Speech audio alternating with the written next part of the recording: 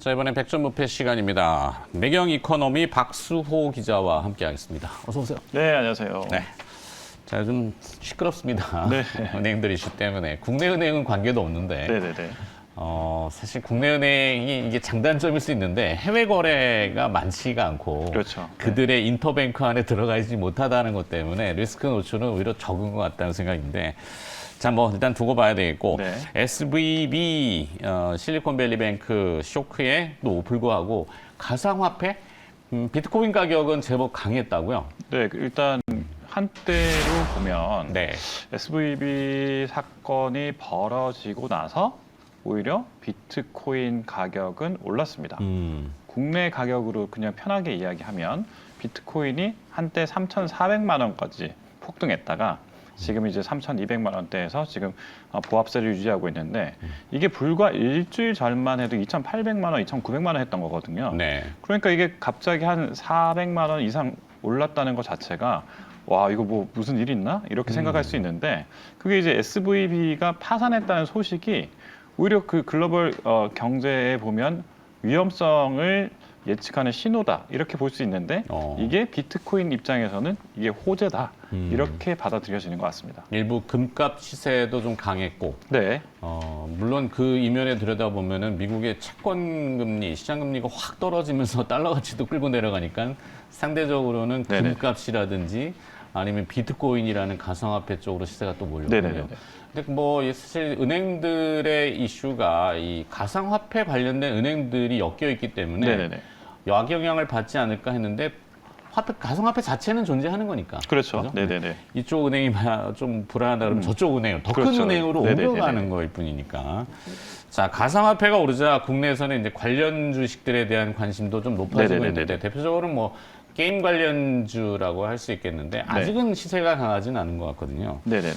자, 이 관련 주식들 시장 전망은 또 어떻게 평가되고 있나요? 이제 일단 가상자산 거래소를 갖고 있는 사실상 이제 대주주 위치에 있다는 비덴트 굉장히 많이 올랐고요. 또 그 두나무에 투자했던 많은 그 우리 기술 투자라든지 아니면 뭐 또 위지트 다날 뭐 에이티넘 인베스트 이런 회사들은 이제 가상자산 거래소에 간접적으로 투자했거나 가상자산에 직접적으로 연관이 있는 그런 주식들입니다. 그래서 이런 주식들은 최근에 많이 올랐는데 이게 좀 재밌는 부분은 은행 파산이 일어나거나 이렇게 했을 때 가상자산이 계속 역대적으로 올랐거든요. 네. 그게 2008년 금융위기 때도 그랬습니다. 그러니까 비트코인이 나오게 된 배경이 중앙은행에 대한 그리고 은행 시스템에 대한 종전 그 금융권에 대한 반기를 들고 그래서 탈중앙화 이런 걸 통해서 그래서 이제 가상화폐 전 세계에서 공용으로 쓰이자 이런 취지로 만들어진 거거든요. 그러니까 이번에도 크레딧 스위스라든지 아니면 뭐 지금 SVB라든지 이런 사태가 계속 벌어지면 가상화폐 쪽에서는 야 봐라 이 중앙은행 시스템 자체가 문제가 있으니까 우리 쪽으로 더 주목을 받을 수 있어 이렇게 세상에 시그널을 주는 겁니다. 네, 사실은 착각이죠. 네. 현 작금의 이슈는 상업은행, 시중은행들이지 중앙은행의 문제가 아닌데도 네네네네. 시장은 은행 시스템을 네네네네. 다 그냥 이해해버리니까 하지만 중앙은행의 힘을 이렇게 너무 간과해서는 안 될 것 그렇죠. 같아요. 네네.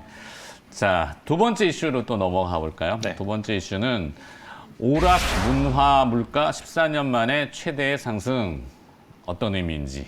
뭐 요새 뭐 사실 물가 이야기를 할 때 안 오른 게 거의 없잖아요. 네. 한우값 빼고는 다 올랐다. 뭐 이런, 한우? 예, 한우는 지금 이제 산지에서 폭락 사태가 벌어졌다가 이제 안정세가 일어나고 있긴 하지만 농산물 가격 약간 이제 안정세가 있긴 하지만 그 외의 가격들은 지금 폭등하고 있는 상태입니다. 그러다 보니까 당연히 인건비 오르고 뭐 다른 이제 원자재 가격이 올라 버리니까 오락 문화 이런 쪽까지도 오르는 거 아니야.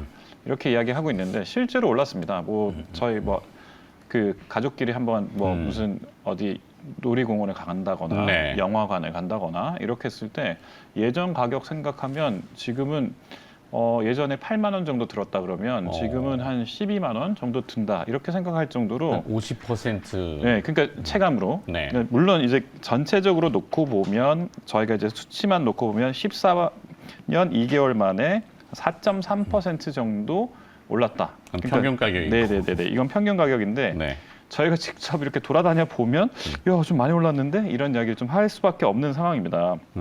이게 좀 따져봤습니다. 그래서 그 수치를 따져 보니까 2019년 4월부터 2020년 11월까지 매월 마이너스를 보였는데 이 오락 문화 물가 상승률이 2020년 12월 플러스로 돌아섰고요.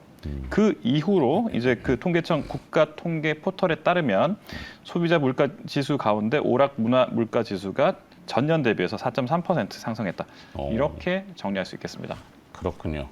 가격이 오르면은 뭐 Q가 동일할 경우에 P가 오른다. 그러면은 그렇죠. 그 산업은 주목받잖아요. 네네네네. 그래서 SM 사태가 SM을 가져가려고 하이브하고 카카오가 그 난리를. 저렇게 가격이 오르니까 실제 뭐 소비가 준지 뭐 사실 뭐 내수 요즘 어렵다고는 하지만 이제 대체 공휴일도 막 늘리고 하잖아요. 네네네네.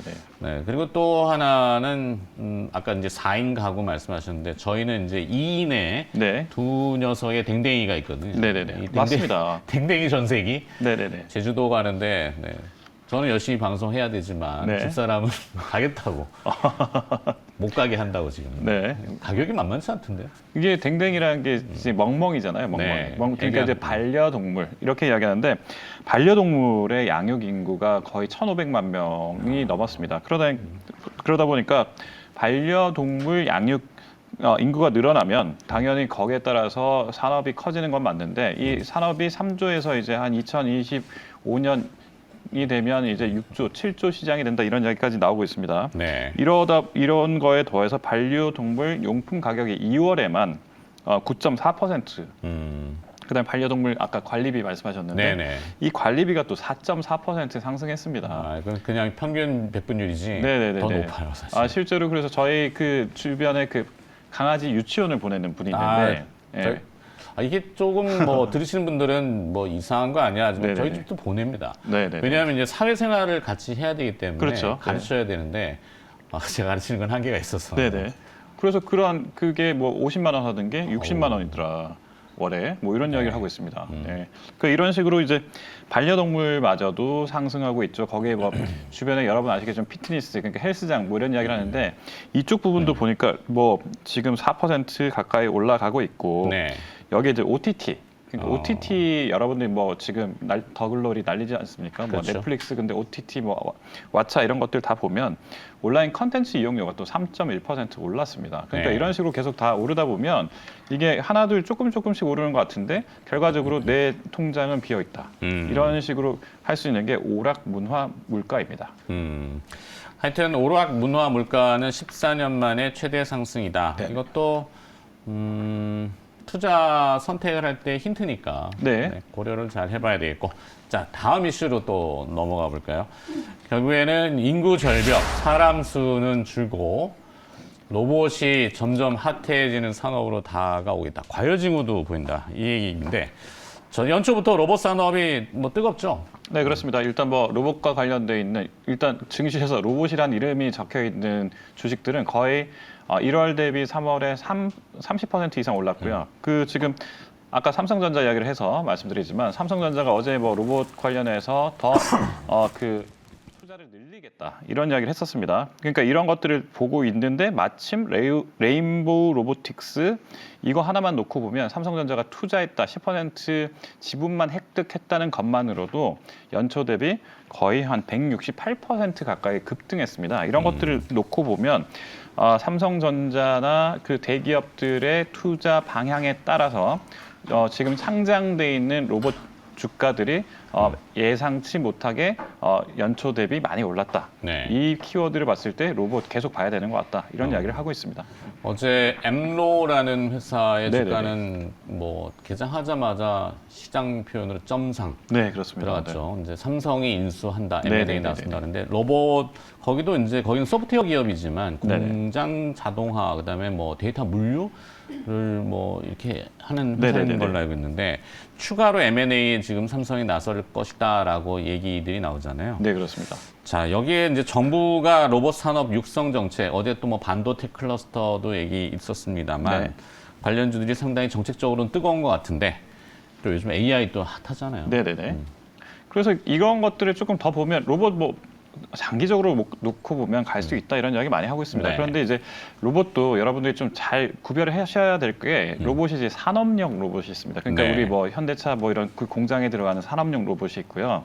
그 밖에 이제 그 서비스형 로봇이 있는데 한국은 사실 그 산업용 로봇에서는 일본, 독일의 강자라서 산업용 로봇보다는 서비스형 로봇이 조금 더 앞으로 상승 여지가 있다, 매력적이다 이런 이야기를 좀 더 많이 하고 있긴 합니다. 그런데 이제 여기 이제 그 조금 저희가 우려스러운 부분은 로봇주가 그동안 너무 많이 올랐습니다. 한국에도 그렇지만 뭐 미국도 마찬가지고 그래서 그 미국에 있는 IT 컨설팅 회사인 가트너가 매년 신기술 분야에 대해서 사람들의 관심을 나타내는 하이프 사이클이라는 걸 발표를 하는데요. 여기에도 보면 이제 그 로봇 산업이 부풀려진 기대의 정점 단계일 가능성이 높다. 이렇게 이야기를 딱 찍었습니다. 그러니까 가트너 입장에서는 로봇이 맞아. 장기적으로 갈 때는 뭐 그럴 수 있어. 그런데 네. 지금 현재만 놓고 보면 지금 생각보다 그 주가가 지금 그만큼 돈을 벌지 못해. 이런 이야기를 하는 겁니다. 네. 그래서 앞으로도 투자자들이 많이 관심을 기울이고 있지만 투자에 주의할 필요가 있다. 이렇게 명시했습니다. 자, 로봇 산업 뜨겁고 뭐 그거는 거스를 수 없는 대세죠. 네네. 일할 사람이 많지 않다 보니까 뭐 그렇죠. 산업에는 네네. 협동 로봇, 그다음에 일상생활에는 이제 서비스 네네네네. 로봇. 네, 길거리에도 배달 네, 이제 로봇은 돌아다니죠. 네. 네네. 미국은 이제 드론 택배가 본격적으로 아마 물류적으로 네네. 도입되는 것 같고. 자, 하여튼 그런 것들을 통해서 관련된 산업과 기업들에 대한 투자 힌트를 잘 얻어가셨길 바라겠습니다. 백전무패였고요. 매경 이코노미 박수호 기자가 수고를 해주셨네요. 고맙습니다. 네, 고맙습니다.